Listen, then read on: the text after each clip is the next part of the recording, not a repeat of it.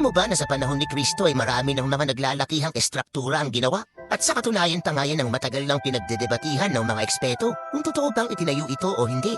Pero base sa maraming pag-aaral ay totoo daw itong umiral at meron pang ang mga artifacts ang nakita. At sa katunayan ayon sa Biblia, may ilang istrukturang ginawa noon na hindi lang basta istruktura, kundi naglalaman din ito ng mga hiwagang espiritual at mga mensaheng nawala na sa kasaysayan. At bawat isa sa kanila ay may kaakibat na misteryo, aral at mga katotohanang bihirang pag-usap. Ark of Noah. Na-imagine mo na bang magtayo ng napakalaking barko ng walang modernong kagamitan? Walang crane, walang kuryente, at ang tanging puhunan mo lang ay kahoy, pawis, at pananampalataya. Yan mismo ang ginawa ni Noah. At kahit libu-libong taon na ang lumipas, nananatili pa rin siyang isa sa pinakamatinding halimbawa ng pananampalatayang hindi sumusuko. Ayon sa Biblia, noong panahon ng sukdulang kasamaan sa mundo, pinili ng Diyos si Noah para sa isang misyon na tila hindi kayang gawin ng tao, ang magtayo ng higanteng sisidlan na magsisilbing kanlungan para sa kanyang pamilya at sa bawat uri ng hayop sa mundo mula sa paparating na malawakang baha.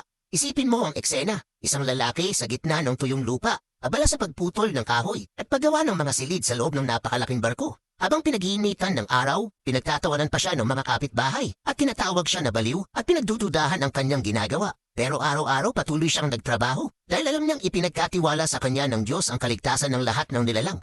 Ang sukat ng arka niya, halos kasing laki ng isang modernong cargo ship. 450 feet ang haba, 75 feet ang width at 45 feet ang taas. Gawa ito sa gopher wood, pinahira ng pitch sa loob at labas para hindi mapasok ng tubig. Ngayon isipin mo, paano nagawa ni Noah ang lahat ng yon nang walang makinarya o teknolohiya? Paano niya naipaloob o nasakay ang libu-libong hayop sa loob ng barko at napangalagaan ang mga ito? At higit sa lahat, totoo nga bang nangyari ang malaking baha na binanggit sa Biblia? Ilang siyentipiko at historiador ang nagsuri rito. Ayon sa mga pag-aaral, may mga ebidensya ng malawakang pagbaha sa rehiyon ng Mesopotamia, libu-libong taon na ang nakalipas. Iba't ibang sibilisasyon mula Sumerian hanggang Babylonian ang may mga record ng isang baha na sumira sa buong lupain at kapansin-pansin, lahat halos ng kwento nila ay magkatulad. Pero ang mas nakaagulat ay may mga natuklasan di umano ang mga ekspedisyon sa bundok ng Ararat sa Turkey. Noong 1959, isang Turkish pilot ang nakakita ng kakaibang hugis sa gilid ng bundok, tila bangkay ng isang barko na natabunan ng lupa. Simula noon, nagsunuran na ang mga misyon mula sa iba't ibang bansa para alamin kung ito nga ba ang arka ni Noah. May ilan na nagsabing nakakita sila ng mga piraso ng kahoy na tila naging bato dahil sa tagal ng panahon. Ang iba naman ay nagsabing nakapag-record sila ng mga measurement ng lupa na tugma sa dimensyon ng arka ayon sa Biblia. Pero hanggang ngayon wala pang final na ebidensya. Kaya nananatiling tanong, ang mga remains bang iyon ay tunay na bahagi ng arka ni Noe o isa lang itong likas na pormasyon ng bundok? Habang ang siyensya ay patuloy sa paghahanap ng sagot, ang pananampalataya naman hindi kailanman nag-aalinlangan. Dahil sa mga naniniwala, sapat nang malaman na kung sinabi ng Diyos, sigurado na ito'y nangyari. Of Jericho. Isipin mong nakatayo ka sa harap ng isang syudad na napapalibutan ng napakalalaking pader, makakapal, matitibay at dinisenyo para hindi mapapasok ng kahit sinong kaaway. Isang kuta na ginawang panangga laban sa anumang panganib mula sa labas. Ngayon subukan mong isipin ang imposible. Ang mga pader na ito ay hindi bumagsak dahil sa mga sandata o dahil sa pagsabog o dahil sa mga makinaryang pandigma. Nabuwal ang mga ito dahil sa isang bagay na mas mahiwaga. Ang tunog ng trumpeta at mga sigaw ng pananampalataya. Ito ang kwento ng Jericho, isa sa mga pinakamatandang lungsod sa kasaysayan ng sangkatauhan at saksi sa isa sa mga pinakahiwagang pangyayari sa Biblia. Isang kaganapan na hanggang ngayon ay hindi pa rin lubos, may paliwanag ng agham at kasaysayan. Pero ang tanong, talaga bang nangyari ito? At kung oo, ano nga bang paliwanag ng siyensya sa biglaang pagbagsak ng mga pader ng Jericho? Ayon sa Biblia, ang Jericho ay isang matibay na lungsod na pinalilibutan ng mga pader na sobrang taas at tibay. Kaya imposibleng pasukin ng kahit sinong hukbo. Para sa mga Israelita na nagpakahirap sa disyerto ng 40 taon, ang paglusob sa Jericho ay parang imposibleng laban. Ngunit may plano ang Diyos, isang plano na taliwas sa lahat ng kilalang estratehiya sa digmaan. Ang utos sa mga Israelita, magmarcha sa paligid ng lungsod isang beses bawat araw sa loob ng 6 na araw. Walang armas, walang pagsalakay, walang ingay, puro katahimikan lang. Parang naghihintay sa isang hudyat na hindi nakikita. Pagdating ng ika-7 araw, inutos na maglibot sila sa lungsod ng 7 ulit. Habang tumutunog ang mga trumpeta sa hangin, sabay-sabay namang sisigaw ang lahat ng tao. At doon sa mismong sandaling iyon, bumagsak ang mga pader. Hindi dahil sa makinarya, hindi dahil sa lindol, kundi dahil sa isang bagay na hindi kayang ipaliwanag ng tao. Ngayon isipin mo, posible ba yun? Paano mangyayari na sa simpleng pagmarcha at tunog ng trumpeta, biglang matitibag ang napakatitibay na pader? Dahil dito maraming arkeologo ang nagsimulang mag-imbestiga sa Jericho noong ika-20 siglo. At doon nagsimula ang mas nakakagulat na mga tuklas. Noong 1950s, isang British archaeologist na nagngangalang Kathleen Kenyon ang nagsagawa ng masusing paghuhukay sa lugar. At ang nadiskubre niya ay nakakagulat. May mga remains nga ng malaking pader at ang mga ito ay tila bumagsak ng biglaan. Pero mas nakabibigla pa. Ayon sa mga ebidensya, ang mga pader ay gumuho mula sa loob palabas. Isang bagay na halos imposibleng mangyari sa mga karaniwang digmaan. Karaniwan, kapag sinalakay ang isang lungsod, ang mga pader ay napapabagsak mula sa labas papasok. Pero sa Jericho, baliktad. Ang pagkasira ay tila nagsimula sa loob mismo. At ito ay tumutugma sa kwento sa Biblia na ang mga pader ay hindi winasak ng tao, kundi ng kapangyarihan ng Diyos. Ngunit may ilan ding nagtangkang magpaliwanag sa natural na paraan. Ayon sa ilang researchers, posibleng isang malakas na lindol ang naging sanhi ng pagbagsak. Totoo, ang Jericho ay nakatayo sa ibabaw ng isang geological fault line. Kaya normal lamang na may mga pagyanig sa lugar. Sa unang tingin parang may saysay ang ideya, ngunit may isang malaking tanong. Paano naman nalaman ni Joshua at ng mga Israelita ang eksaktong oras ng pagyanig? At bakit ito tumugma sa mismong sandali ng pagtunog ng mga trompeta at sabay-sabay na pagsigaw? Kung lindol nga ang dahilan, napaka-imposible ng ganitong eksaktong timing. Kaya nga marami ang naniniwalang ito ay hindi basta natural na pangyayari, kundi isang milagrong nagpapatunay ng kapangyarihan ng Diyos. Hanggang ngayon nananatiling palaisipan ng Jericho. Isang lungsod na minsan ay napaligiran ng pananampalataya at kiniba hindi ng tao, kundi ng isang tunog na nagmula sa langit. The Temple of Solomon, isipin mong may gusaling napakagarbo na ang bawat pader ay nababalutan ng dalisay na ginto, kumikislap sa araw na parang liwanag mula sa langit. Isang lugar na itinuturing na pinakabanal sa lahat, itinayo upang maging tirahan mismo ng presensya ng Diyos. Ito ang templo ni Solomon, ang obra maestra ng banal na arkitektura ng Israel, isang konstruksyong balot ng hiwaga, karangalan at kapangyarihan. Pero paano nga ba itinayo ang ganitong kahangahangang istruktura? Ano ang sinasabi ng archaeology tungkol sa pag-iral nito? At higit sa lahat, ano ang tunay na kahalagahang espiritual ng templong ito? Nagsimula ang kwento kay Haring David, ang dakilang pinuno ng Israel, na may matinding hangaring magtayo ng templo para sa Diyos. Ngunit hindi ito itinakda para sa kanya, kundi para sa kanyang anak at tagapagmana. Si Solomon ang hari na itinuturing na pinakamaalam sa kasaysayan. Ang napiling lokasyon ay hindi basta aksidente. Ito ay sa bundok Moriah, isang sagradong lugar kung saan, daan-daang taon bago yon, muntik nang ihandog ni Abraham ang kanyang anak na si Isaac. Isang lugar na minarkahan ng mga himalang makalangit at mga pangyayaring di maipaliwanag ng tao. Ang pagtatayo ng templo ay hindi lang basta gawaing inhenyero. Isa itong napakalaking proyekto kung saan ang bawat detalye ay may banal na layunin. Ang mga batong ginamit ay inukit at inihanda malayo sa mismong lugar ng pagtatayo ayon sa utos ng Diyos. Kaya't walang narinig na kahit anong tunog ng martilyo o steel habang binubuo ang templo. Ngayon isipin mo, paano nila nailipat at naitayo ang mga napakalalaking tipak ng bato nang walang ingay at walang makinarya? Isang palaisipang hanggang ngayon ay hindi pa rin lubos na maipaliwanag. Ginamit din nila ang Cedars of Lebanon, isa sa mga pinakabanal at pinakamarangal na uri ng kahoy noong panahong iyon. Ang halimuyak nito ay kumalat sa buong lugar at hindi lamang ito ginamit para sa ganda, kundi bilang simbolo ng kadakilaan at koneksyon sa Diyos. At heto pa ang pinakakamanghamanghang detalye, ang buong loob ng templo ay binalutan ng purong ginto. Kumikinang ang mga pader na parang sinag ng langit. Bawat sulok ay may mga inukit na cherubim, palm tree at mga bulaklak na nagbibigay ng view na tila hindi na sa mundong ibabaw. Sa pinakaloob ng templo naroon ang pinakabanal na bahagi, ang Holy of Holies. Doon nakalagak ang kaban ng tipan o Ark of the Covenant, ang pinakabantog na sagradong bagay sa kasaysayan na sumisimbolo sa mismong presensya ng Diyos sa gitna ng kanyang bayan. Pagkatapos ng 7 taon ng masusing paggawa, natapos din ang templo. At sa araw ng pagtatalaga nito, isang hindi inaasahang himala ang naganap.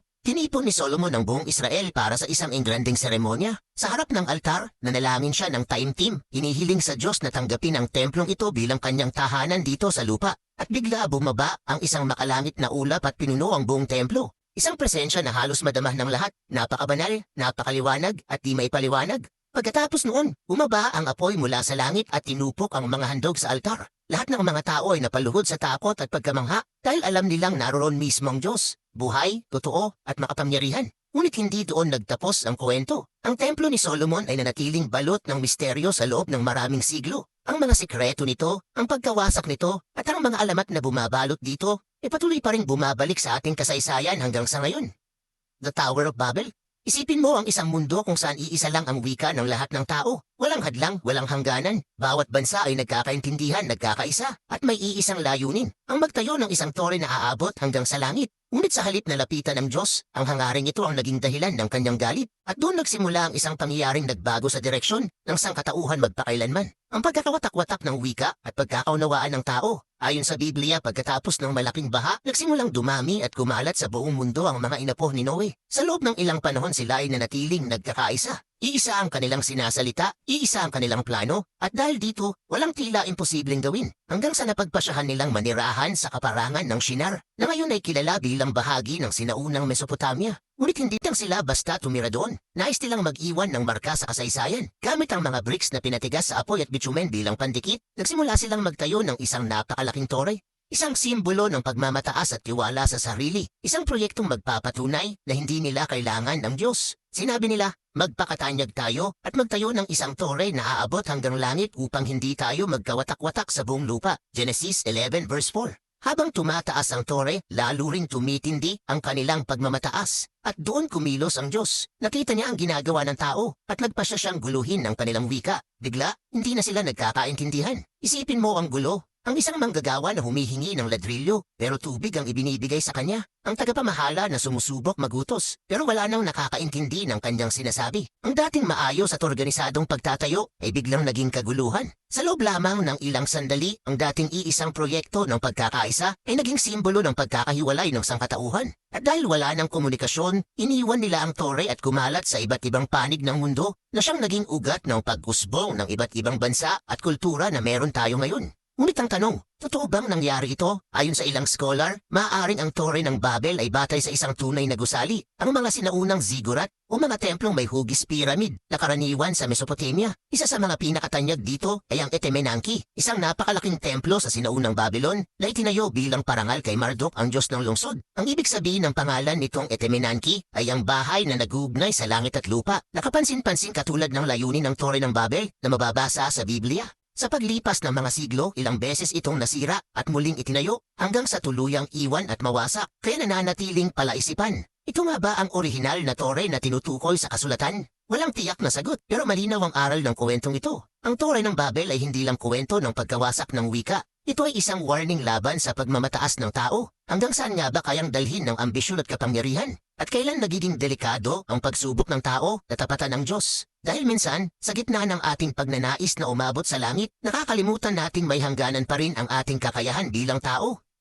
The Second Temple of Jerusalem. Isipin mong nabubuhay ka sa isang panahon ng matinding sakit at pagkakatapon. Ang iyong bayan ay kinuha sa sarili nitong lupain, dinala sa isang banyagang lugar, at ang pinakabanal na templo, ang sentro ng iyong pananampalataya, ay ginawang abo at guho. Para sa marami, ito na sana ang katapusan ng koneksyon nila sa Diyos, ngunit hindi sa mga Hudyo. Pagkatapos ng mahabang pagkabihag sa Babylon, bumalik sila sa kanilang lupain dala ang isang panibagong pangarap, ang muling itayo ang templo at buhayin ang kanilang pananampalataya. Ang ikalawang templo ng Jerusalem ay hindi lang basta gusali. Isa itong simbolo ng muling pagsilang, pag-asa, at pagkakakilanlan ng isang buong bansa. Ngunit paano ito itinayo? Ano ang nagpaganda rito? At higit sa lahat, bakit ito muling nawasak sa isang trahedyang hindi malilimutan? Pagkalipas ng 70 taon sa pagkakatapon, pinayagan ng Persian King Cyrus the Great na makabalik ang mga Hudyo sa kanilang lupain. Hindi lang iyon. Iniutos din niyang muling itayo ang templo at siya pa ang tumulong magpondo sa proyekto. Ngunit pagdating nila, hinarap nila ang isang mapait na katotohanan. Ang bagong templo ay hindi kasing engrande ng kay Solomon. Mas maliit, mas payak, at wala na ang Ark of the Covenant. Wala na rin ang mga pader na kumikislap sa purong ginto. Ang mga matatandang nakakita sa orihinal na templo ni Solomon ay napaiyak. Sa kanilang paningin, ang bagong gusali ay tila anino lamang ng dating kaluwalhatian. Ngunit may isang mensaheng dinala ang propetang si Haggai. The glory of this latter house shall be greater than the former. Haggai 2, verse 9. Paano posible yun? Paano ang mas simpleng templo ay magiging higit pa sa una? Makalipas ang ilang siglo, dumating si Herod the Great, isang ambisyosong hari na baliw sa mga malalaking proyekto. Nagpasya siyang palawakin at pagandahin ang ikalawang templo. Ang dating payak na gusali ay naging isa sa mga kamanghamanghang istruktura ng sinaunang mundo. Dinoble niya ang lawak ng courtyard, nagpatayo ng napakalalaking haligi, malalawak na daanan, at pinalibutan ng mga pader na binalutan ng ginto at puting marmol. Sa ilalim ng araw ng Jerusalem, umikislap ito na parang liwanag mula sa langit. Ang resulta, isang view na hindi malilimutan ng sino mang makakita. Ang templo ay naging puso ng pananampalatayang Hudyo, kung saan libo-libong tao ang nagtitipon para magdasal, mag-alay, at hanapin ang presensya ng Diyos. At dito rin nagturo si Jesus. Dito niya pinalayas ang mga mangangalakal at binitiwan ang isang nakakagulat na propesiya. Not one stone here will be left on another, everyone will be thrown down. Matthew 24 verse 2. At ang prophecy na yon nangyari nga. Noong 70 AD, sinalakay ng Roman Empire ang Jerusalem bilang tugon sa unang Jewish revolt. Matapos ang ilang buwang labanan, sinunog ng mga Romano ang templo. Ayon sa mga record, natunaw ang ginto sa init ng apoy at tumulo sa pagitan ng mga bato. Kaya't hinati ito ng mga sundalo upang kunin ang natitirang ginto. Pagkatapos ng lahat, ruins na lamang ang natira. Tanging isang bahagi na lang ng istruktura ang nanatiling nakatayo. Ang Western Wall, ang tanging bakas ng dating kadakilaan ng templo ni Solomon at ni Herod. Ngunit isa ring paalala ng sakit at pagkawala. Ngunit hindi doon nagtatapos ang kwento. Ang templo ay dating tahanan ng presensya ng Diyos, ang lugar kung saan iniaalay ang mga handog at hinahanap ang kapatawaran. Ngunit nang dumating si Jesus, dinala niya ang isang revolusyonaryong mensahe. Sinabi niya, "Destroy this temple and I will raise it again in 3 days." John 2 verse 19. Ngunit hindi siya tumutukoy sa gusali. Ang tinutukoy niya ay ang kanyang sarili. Mula noon, ang tunay na templo ng Diyos ay hindi nagawa sa bato, kundi nasa puso ng bawat taong tumatanggap sa kanya. The Tabernacle of Moses. Bago pa man maitayo ang magarang templo ni Solomon, may nauna ng banal na tirahan na itinayo sa gitna ng disyerto. Isang templo na gawa sa tela at kahoy, hindi sa marmol o ginto, ngunit dito unang nanahan ang presensya ng Diyos sa kanyang bayan. Ito ang Tabernacle of Moses, ang unang mobile sanctuary sa kasaysayan ng Israel. Ang tabernacle ay hindi basta tolda. Ito ay itinayo ayon mismo sa mga tagubilin ng Diyos kay Moses, habang ang mga Israelita ay naglalakbay palabas ng Egypt patungo sa lupang pangako. Bawat sukat, bawat material, bawat disenyo, lahat ay may malalim na espiritual na kahulugan. Isipin mo, sa gitna ng malawak na disyerto, isang malaking tolda na puno ng gintong kasangkapan, may altar para sa mga handog, may ilaw ng golden lampstand, at sa pinakaloob ang kaban ng tipan. Ang sisidlang naglalaman ng mga utos ng Diyos. Ayon sa Biblia, ang disenyo nito ay direktang ibinigay ng Diyos kay Moses sa bundok ng Sinai. Ang mga Israelita, bagamat pagod sa paglalakbay, ay nagambag ng lahat ng makakaya nila. Ginto, pilak, tanso, tela, at kahoy. Walang sapilitang kontribusyon, lahat ay galing sa puso ng mga handang maglingkod. Kapag natatayo na ito sa gitna ng kampo, ang tabernacle ang nagsisilbing sentro ng bayan ng Israel. Dito sila nag-aalay ng mga handog, dito sila humihingi ng tawad, at dito nakikita ang nakamamanghang presensya ng Diyos. Isang ulap sa araw at isang apoy sa gabi na nakapwesto sa ibabaw nito. Ang disenyo ng tabernacle ay may 3 bahagi. Ang outer court kung saan ginaganap ang mga handog, ang holy place kung saan naroon ang altar ng insenso at ang gintong kandelyero, at ang Holy of Holies kung saan nakalagay ang Ark of the Covenant, na tanging si Moses o ang punong pari lamang ang maaaring makapasok. Ngunit higit pa sa pisikal na istruktura, ang tabernacle ay simbolo ng pakikipagtagpo ng Diyos at ng kanyang bayan. Ito ang nagpapaalala na kahit sila'y nasa disyerto, hindi kailanman iniwan ng Diyos ang kanyang presensya. Sa tuwing aalis sila sa isang lugar, maingat nilang binabaklas ang bawat bahagi, inilalagay sa mga kariton at binibitbit hanggang sa susunod na kampo. Isang mobile sanctuary. Tandaan ang paglalakbay kasama ang Diyos. At kahit kalaunan ay pinalitan ito ng mga permanenteng templo, ang tabernacle ni Moses ang nanatiling modelo ng pagsamba at kabanalan na ginaya sa mga sumunod na henerasyon. Ito ay paalala na hindi kailangan ng mararangyang gusali para maramdaman ng Diyos. Dahil kung saan may pananampalataya at presensya niya, doon ang tunay na banal na lugar. The Ark of the Covenant, sa lahat ng sagradong bagay na binanggit sa Biblia, walang mas makahulugan at mas misteryoso kaysa sa Ark of the Covenant, isang ginintuang sisidlan na sinasabing naglalaman ng mismong presensya ng Diyos. Ayon sa Biblia, ang arka ay inutos ng Diyos kay Moses na ipagawa habang itinatayo ang tabernacle. Gawa ito sa acacia wood, pinahiran ng purong ginto sa loob at labas, at may 2 cherubim sa ibabaw na magkaharap, na ang kanilang mga pakpak ay tila nagtatakip sa trono ng Diyos. Ngunit ang laman nito ang tunay na mahalaga. Sa loob ay naroroon ang tablets of the 10 Commandments, ang manah na ipinadala ng Diyos mula sa langit, at ang sibat ni Aaron na minsang namulaklak bilang tanda ng kanyang kapangyarihan. Ang mga bagay na ito ay paalala ng tipan ng Diyos sa kanyang bayan. Isang patunay ng kanyang katapatan at presensya sa gitna ng Israel. Kapag dinadala ito ng mga pari, ang arka ay laging nakatakip ng belo at walang sino man ang maaaring humipo rito maliban sa mga inordinang lingkod ng Diyos. Ang sino mang lalapit o hahawak dito ng walang pahintulot ay agad na napaparusahan ng kamatayan. Ganito kasagrado ang bagay na ito. Sa bawat labanan ng Israel, ang arka ang sentro ng kanilang lakas at kumpiyansa. Ito ay dinadala ng mga pari sa unahan ng hukbo bilang simbolo ng presensya ng Diyos na lumalaban para sa kanila. Nang tumawid sila sa ilog Jordan, ang tubig ay huminto sa agos at natuyo ang daanan habang napatindig ang mga pari. Bitbit ang arka sa gitna ng ilog. At nang sakupin nila ang Jericho, ang arka rin ang dala nila habang umiikot sa lungsod. Hanggang sa bumagsak ang mga pader, ngunit habang lumipas ang panahon, nawala ang arka. At dito nagsimula ang pinakadakilang misteryo sa kasaysayan ng pananampalataya. Ayon sa mga mananalaysay, maaring nawala ito nung pananakop ng mga Babilonyo sa Jerusalem noong 586 BC, nang wasakin nila ang unang templo ni Solomon. Ang iba naman ay naniniwalang itinago ito ng mga pari bago pa man masira ang templo, habang ang ilan ay naniniwala na ito'y itinago sa ilalim ng Mount Moriah, ang parehong lugar kung saan ito unang inilagay. May mga teorya ring nagsasabing ang arka ay dinala sa Ethiopia at hanggang ngayon may isang simbahan doon na naniniwalang sila ang tagapangalaga ng orihinal na arka. Ngunit walang nakakita rito mula noon. Walang ebidensya, walang larawan, walang patunay. Tanging pananampalataya at alamat na lang ang naiwan. Kaya nga't nananatiling isa ito sa pinakamalalaking misteryo ng Biblia. Nasaan na nga ba ito? Itinago ba talaga ito o kinuha na ng Diyos pabalik sa langit?